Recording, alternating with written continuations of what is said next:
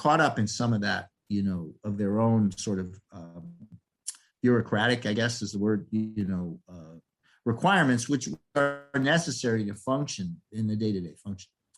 So that's one sort of base impediment. The second impediment is that the whole process of the government soliciting proposals for a problem, the bidding, the negotiating, and the execution on these, which is something we do every single day, is just slower than the private sector.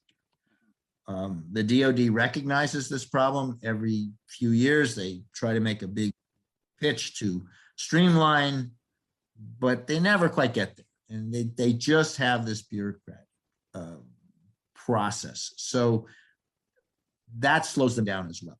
So they have two things, I guess, the two things I mentioned, make them slower than maybe the private sector and possibly slower than other governments. But that being said, when it comes to cutting edge innovations like AI, the government certainly has the resources to commit a huge amount of funding to solve the problem. Mm-hmm. Now, some of these programs are classified, so outsiders may not be aware of all the developments that are going on. Yeah. The other thing I would say is that Americans, just by our nature, we're always late to a party. We just are late. Churchill, I think, said, the American Congress can be counted on to do the right thing only after it's exhausted every other possible opportunity. So we are late, but whenever we get in, we catch up. So I'm not really at the core of it worried that China or any other country will beat us to the AI battle. But I will say, and I appreciate the opportunity to say this, that our current immigration policy, which basically educates the world's best scientific minds and then kicks them out of the country, is the single stupidest thing we do as a country. Mm-hmm. It's been said by others, and I agree, that we should staple a green card to every single technical diploma we issue from a higher education, from a Bachelor of Science through PhD. Yeah.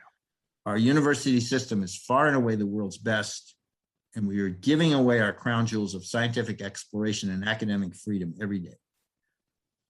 Our company and every other US technical company cannot hire enough talent. We're in a recruiting war, and we typically can't hire these students. We just can't. They don't get the right visas. Mm-hmm. And these students would love to stay here. So we're squandering our most precious resource. And that's the pitch. I mean, if I could do one thing to change in this country, I would change that policy. Yeah, no, I fully agree with you, David. I think that's a very important point that, we put a lot of effort into training the brightest and best, and then we don't let them optimize their career and their potential by staying in the country. So very good point. It's interesting, I was listening as you were describing, it doesn't sound as though our challenge here is coming up with, great ideas, great innovations. It is this, as I call it, getting through the belly of the snake with government bureaucracy and so on. And I draw the analogy to what we're seeing in space with, the likes of Tesla and SpaceX and Richard Branson with his initiatives and the Amazon initiatives and things like that. And I wonder if, you think that is a different model than what we might have seen in the NASA days, and also, do we think we'll see any initiatives like that around military or healthcare and so on that may help to accelerate these developments? What do you think? Well, it's certainly happening in healthcare. Any private sector dominated business is moving along those lines. I think the military does have, again, they've made a sort of a shadow organization. I think it might be called RDU. I forget the acronym, but it's kind of aims to try to be a startup type atmosphere to solve some problems. I just think they get buried in their own inertia. They talk about it, they may start it, but when it comes to actually acquiring technology and getting it through the system, they just don't know how to do it. And I don't really see that. The things I guess I do see changing is just generationally, the younger generation, as they ascend into leadership, and that they're just not going to put up with some of the clunky ways of doing things. Yeah. The other thing I would say is there's sort of a shadow technology. For example, pretty much all the soldiers anywhere in theater in the world are using iPhones, right? So the government doesn't really have great ways to procure it. They're texting, they're doing things kind of as a shadow way of say managing information. But when it comes to large systems, complicated systems, embedding, as we said, AI or cyber, which is another huge thing, into the thing, it's very difficult. I think people just don't appreciate, you can't just slap it in. They run under a whole different set of situations that have to be absolutely specified out. So it's a challenge, and it's great to be part of it. It continues to be interesting. Well, that's right. And that's why we have companies like Triton, I guess, that can move things closer to being ready for market than they maybe would otherwise do if they had to be bred inside of government. Right.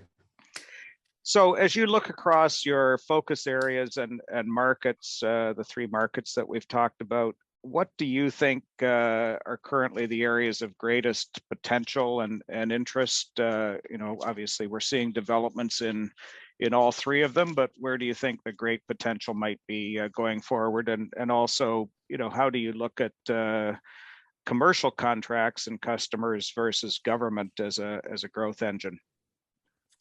So our I would say, first of all, as we said, AI and cyber are kind of embedded in everything that we do now, but that's not a focus area. That's just maybe a skill set.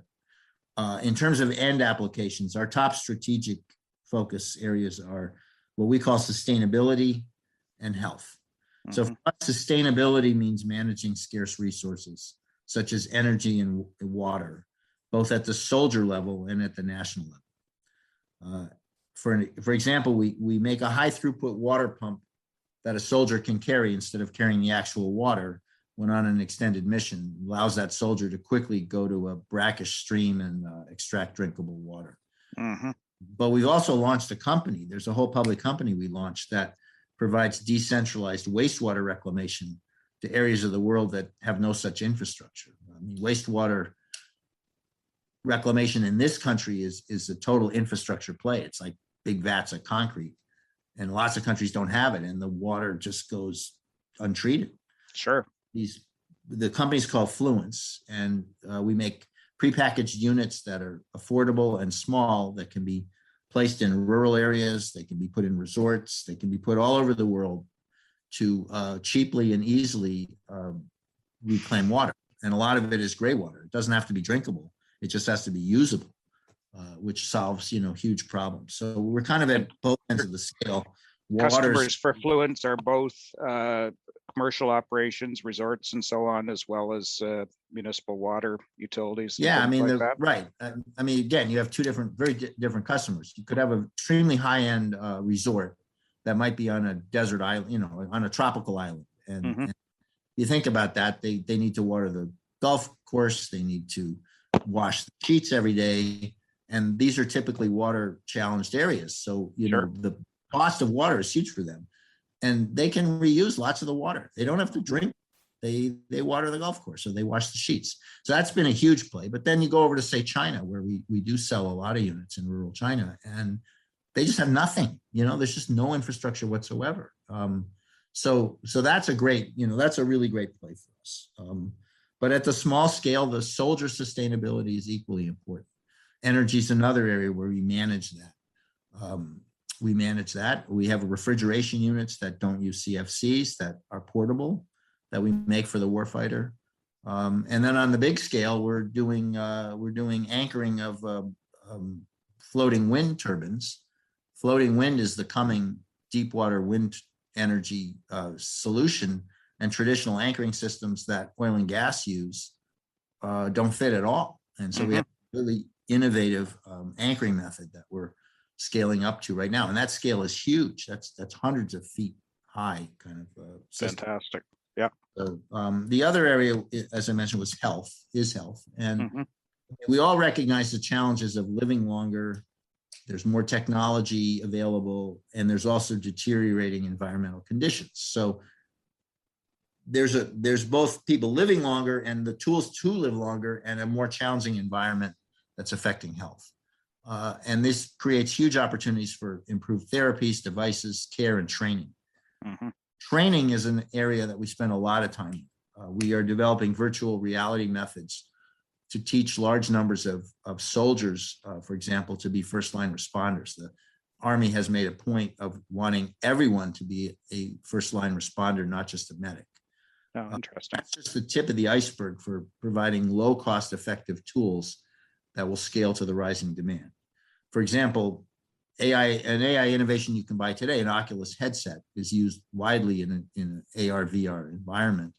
We're adding our own wristband that's got a tactile stimulation so that the first responder not only sees what's going on, but actually feels what's going on without a physical object. Very cool. That into a simulated training environment, you can overlay realistic experiences like gunshots and helicopter noise. You can add other features that will allow these trainees to actually experience what they may eventually experience in the battlefield. Now, you can take that and just move it in any different direction for virtual training. And I was, for example, even this morning, I was listening to a piece on public radio about the extreme shortage of nurses. And one of the reasons is, the main reason really is the bottleneck of training nurses, because trainers who are themselves nurses don't get paid enough. And so they stay in nursing. And, we have to be able to scale up these training technologies to meet the demand we're going to have coming forward. And the AR, VR, what they call XR now, is absolutely the place to be in that, in my opinion. That's really exciting. Just to answer your second part of your question about commercial versus government, as I said earlier, the government is pretty good at outlining big challenges and funding early development efforts. So almost everything we do starts with trying to solve a government customer's problem. Mm-hmm. But as soon as we get to a system level solution, in addition to our own people, we need to engage partners. Yeah. We try not to reinvent the wheel, right? And that often leads to a discussion about commercial markets. Now, the focus in most commercial solutions is design an appealing solution at a competitive price. The government's problem is more, I want a breakthrough solution and I'm willing to give you a price premium. So the government sector is the place to start if you have real innovation, because they will typically pay a premium for what you offer. Later, as the cost curve comes down, I think is the time to move it into the commercial sector. Yeah, so both are important as time progresses. Well, the final question I wanted to just explore with you briefly was, as you've led strategic planning processes for Triton and the different business units, and other CEOs that we talk to, it's always a challenge to strike the balance between revenue growth and profitable growth and profitability. And I just wonder, for your thoughts on that. Yeah, for us, that's the multi-million-dollar question. Survival depends on growth, and growth requires investment. And our business model has always been to promote the creation of shareholder value over operational profits. As you mentioned earlier, we've talked about it. We've stuck to a spin-off model where solutions that require independent investment are spun off into their own businesses, and our shareholders end up with a portfolio of these companies.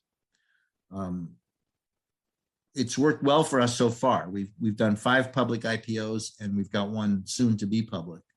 And we've had several private company successes, excuse me. We've also created over $2 billion in shareholder value for our investors. What we've done at Triton, the things we spent most of the time talking about, is what we call Triton Central, which is the innovation engine that keeps it all going. So our model really is keep Triton Central strong. It's got to be profitable, but its primary goal is to spit out innovation and to then take that innovation and creatively